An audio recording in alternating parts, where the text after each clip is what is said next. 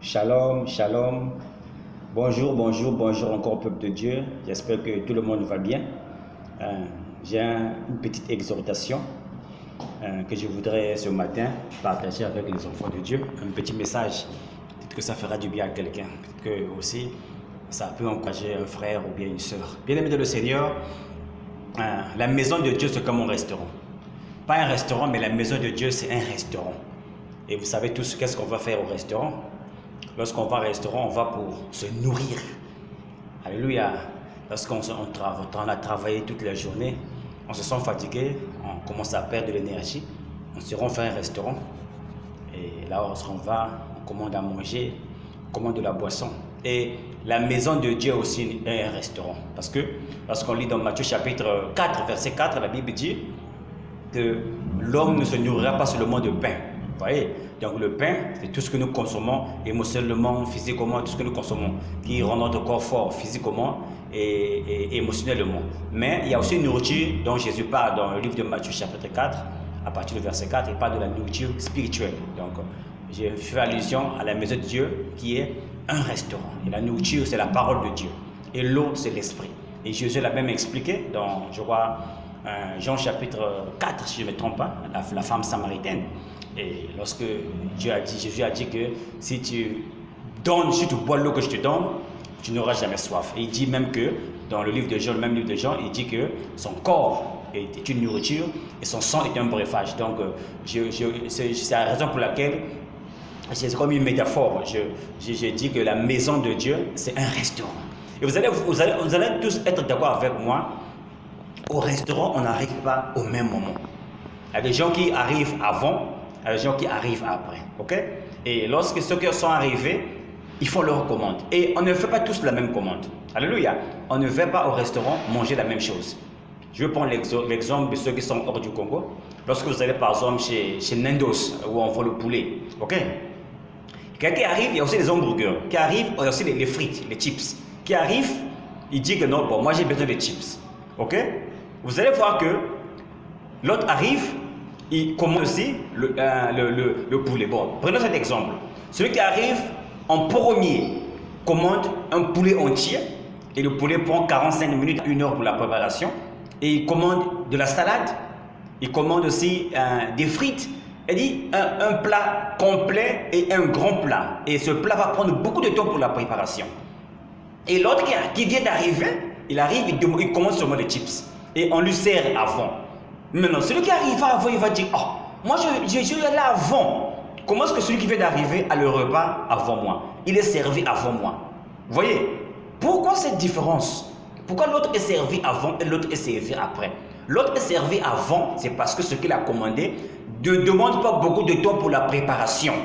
Alléluia. Je ne sais pas si quelqu'un est en train de voyager avec moi spirituellement. L'autre a commandé un poulet. Le poulet, il faut d'abord... Parce qu'au restaurant, la nourriture n'est pas préparée avant. Et on prépare par rapport à la commande.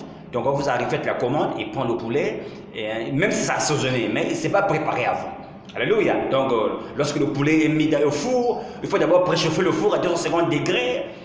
Il faut mettre le poulet au four, il faut manager la température, le poulet doit tourner, c'est un four automatique. Donc toi tu attends celui qui vient d'arriver, tu n'as même pas vu ce qu'il a commandé. Tu as seulement vu, paf, en emballé, on lui a donné. Oh, je vois le manager, comment ça?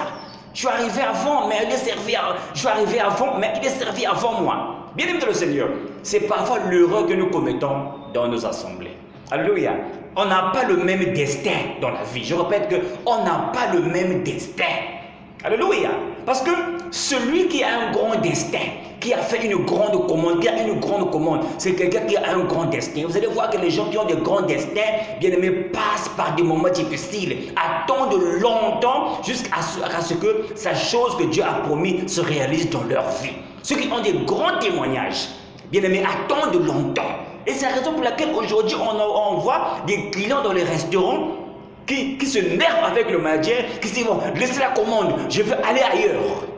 Je ne veux plus manger dans ce restaurant. Comment est-ce qu'ils prennent assez de temps comme ça? Je suis arrivé avant, j'ai payé ma commande. Celui qui vient d'arriver, il est servi avant moi et il part. Je suis toujours là en train d'attendre. Et c'est l'erreur que nous commettons aujourd'hui en tant qu'enfants de Dieu. Lorsqu'on regarde un frère qui vient d'arriver dans l'assemblée Et Dieu l'a exaucé. Et Dieu a dit quelque chose. Mais toi, tu es arrivé avant. Depuis que tu pries pour ta situation ne change pas. Et beaucoup de frères aujourd'hui ont abandonné l'assemblée locale à cause de regarder la commande des autres. Bien-aimé, si tu as foi dans ton Dieu, reste et attends ta commande. Si ta commande tarde, bien-aimé le Seigneur, si ta commande tarde, c'est parce que ta commande, c'est un grand témoignage. Ton témoignage, tu as un grand destin. Parce que lorsque nous repartons de la Bible, on va voir les gens qui ont des grands destins, qui ont eu des grands témoignages, bien-aimé le Seigneur, ont attendu longtemps. Ont subi des choses très difficiles dans leur vie. Ils ont passé par des difficultés énormes, bien-aimés. Ils ont attendu. L'exemple d'Abraham. La commande était tellement grande que le maître restaurant, le chef de cuisine, le Seigneur Jésus-Christ, pour lui donner l'enfant, il a attendu 25 ans. Pourquoi? Parce que c'était une grande commande, bien-aimé Seigneur. Mais celui, bien-aimé, l'enfant de Agar. Aujourd'hui, on ne parle plus d'Agar. Dans la Bible, on parle plus de Sarah. Vous voyez, le Seigneur, on parle plus de Sarah. Regardez aujourd'hui, on parle de Sarah, qui a appelé son maître Seigneur. On parle de Sarah. Et parce que Sarah a attendu longtemps pour avoir l'enfant. Mais Agar, qui venait d'arriver dans le restaurant, Abraham, qui était Dieu, a reçu sa commande. Elle est partie. Cela peut-être a dû frustrer Sarah. Elle a dit non, pourquoi? Dieu est injuste. Et ce que nous faisons aujourd'hui, on traite Dieu d'injuste. Seigneur, pourquoi? Depuis que je prie pour le mariage, je ne suis pas encore marié, je prie pour l'enfant, je n'ai pas encore eu l'enfant, je prie pour ça, je n'ai pas encore eu ça, je prie pour ma maladie, je n'ai pas encore eu la guérison. Mais celui qui fait l'arrivée, bien aimé, ce que Dieu va faire pour nous ne va pas apporter le même témoignage, bien aimé. Ce que Dieu va faire pour toi, bien aimé, ne va pas, bien aimé, glorifier Dieu de la même manière. Ton destin est tellement grand que Dieu, dans sa cuisine, bien-aimé, prend du temps pour préparer ton destin, pour préparer ta commande, bien-aimé Seigneur. C'est là pour laquelle ce matin, j'ai à cœur, bien-aimé, d'encourager quelqu'un qui veut abandonner. Qui, lorsqu'il regarde à la commande de l'autre, se dit que non, c'est comme ça, moi je sors de l'église, c'est comme ça, je ne fais plus à la prière, c'est comme ça, je ne suis comme ça, je ne prie plus, bien-aimé, ne cède pas. Dieu est dans la cuisine. Là, il est en train de mettre les assaisonnements. Il est en train de mettre le sel. Il est en train de mettre tous les condiments. Il a déjà mis ta commande au four. Reste assis dans l'assemblée locale, bien-aimé. Ton poulet va arriver, bien-aimé. Ta requête va être exaucée. Ta prière va être exaucée. Dieu ne ment pas, bien-aimé le Seigneur. Soyons patients avec le Seigneur. Bien, si tu as prié et foi que le Dieu à qui j'ai adressé ma prière va exaucer ma prière. Parce que, bien-aimé, ta commande est grande. Ton destin est grand, ton destin est fabuleux. Ça va bouleverser, bien-aimé, ton environnement. Ça va bouleverser ta famille. On va dire que waouh, on n'a jamais vu une telle chose se faire. Mais pour avoir un grand témoignage, mon frère, il faut de la patience, bien-aimé. Il faut donner au chef cuisinier, le Seigneur Jésus, le temps de préparer tout ce qu'il doit mettre ensemble et de t'apporter ton repas.